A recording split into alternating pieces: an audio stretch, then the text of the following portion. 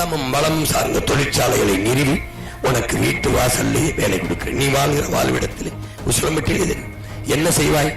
கரும்பு விளையும், கரும்பிலிருந்து தொழிற்சாலை. வாழை வரும், வாழையிலிருந்து தொழிற்சாலை. ஒண்ணுமே வராது பொட்டல் காடு. ஆடு மாடு வளர்ப்பேன், மாட்டிலிருந்து பால், நெய், தயிர், மோர், வெண்ணெய். ஆடு வளர்ப்பேன், ஆட்டிலிருந்து பால், பாலாடை கட்டி.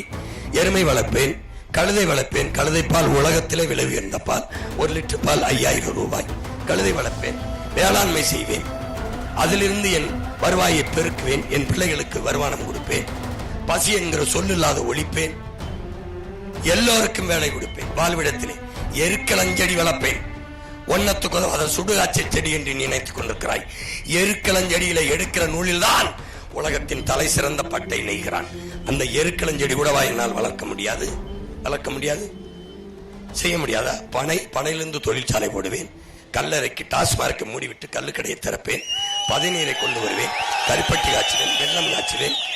தென்னையிலிருந்து பால் எடுப்பேன், தென்னையிலிருந்து பதநீர் எடுத்து கருப்பட்டி காய்ச்சுவேன், நாட்டு சக்கரை தயாரிப்பேன். தொழிற்சாலை வேலை. பசி என்ற சொல் இல்லாத ஒழிப்பேன்.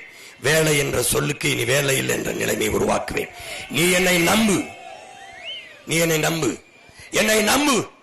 உன் மகன் பொய் பேச மாட்டேன், நான் சாதிப்பேன், இதை நடத்தி காட்டுவேன். உன்னை ஏமாற்ற வந்தவன் அல்ல நான். உன்னை ஏமாற்றுகிறவனில் இருந்து இந்த நாட்டை மீட்க காக்க மாற்ற வந்த மகன்.